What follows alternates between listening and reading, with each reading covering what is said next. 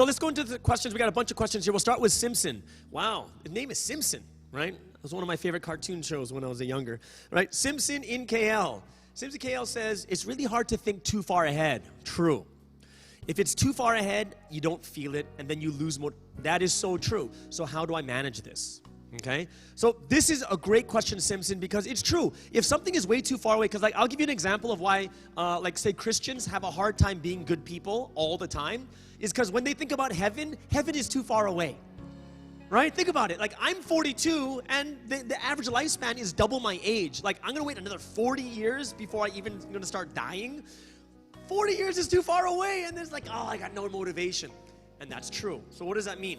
It means that you have to find that long motivation first, that reason why, and you have to set your goals and milestones to get to that point, like the losing 10 pounds, like the, taking away sweets, right? These types of things. You have to kind of set yourself some goals step by step that gives you an idea that you're on your way towards it, right? Because remember, that motivation has to be good enough you're passionate about, right? And if you're passionate about it, you're going to set those small goals in between.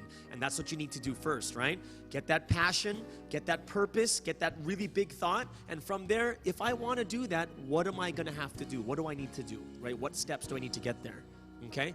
If I want to, like for me, starting this YouTube channel, if I want to get like 1 million subscribers, let's just pretend I want 1 million subscribers, let's say 1 million, right?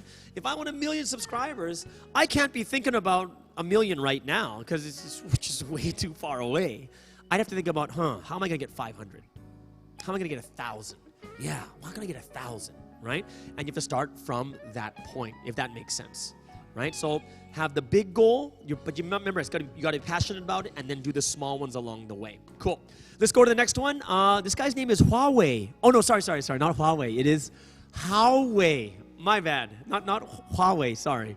And then, everyone, like, it seems like everyone hates Huawei right now. Oh, no, right? It's Huawei from Johor, from JB. Says, I want to break my bad habits, but I now see that I'm too extreme. Okay, so you learned that today. So how can I break a bad habit without being extreme? Cool.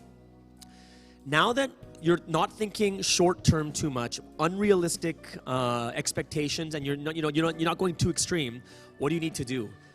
Best advice for you is, just like that Bible verse says, when you plant a mustard seed, every day you plant it step by step, bit by bit, right? Which means that you need to think about things. Like, for instance, let's say cutting out sugar. If I told you, Huawei, cut out all your refined sugar, you'd be like, no, it's too hard.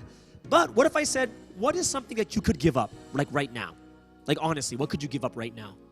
And you'd be like, well, honestly, I don't need to eat chocolate bars. Like, I can eat them. I eat them every once in a while, but I don't really need to. Then you start off with that. You start off with things that you can do, small things, like no more chocolate bars.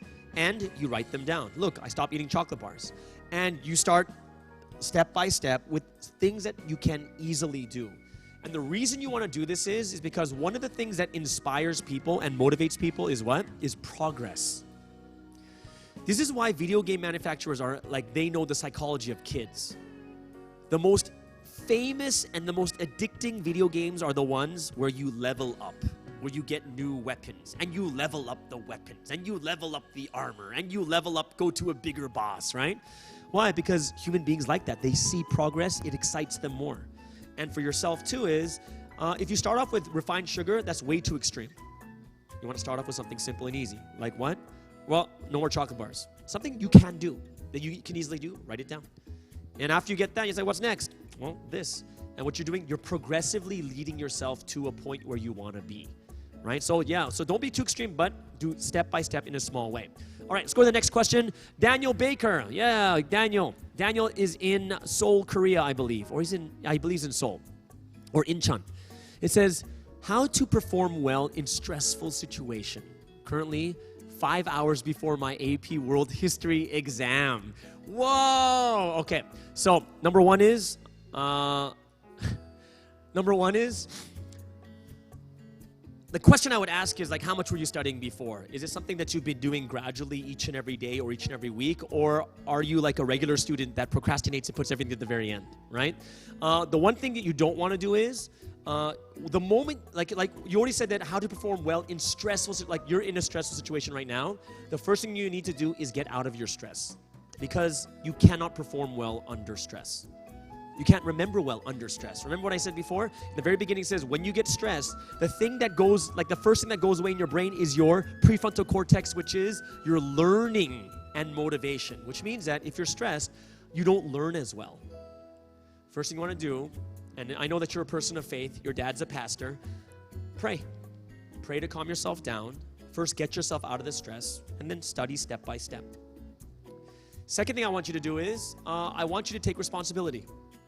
And what that means is, know yourself and, the next time I really should study earlier if you didn't, right? Because it could be a really, really hard test. If you didn't say, I should start studying earlier. I should be doing this. And go into the test knowing exactly what you've done.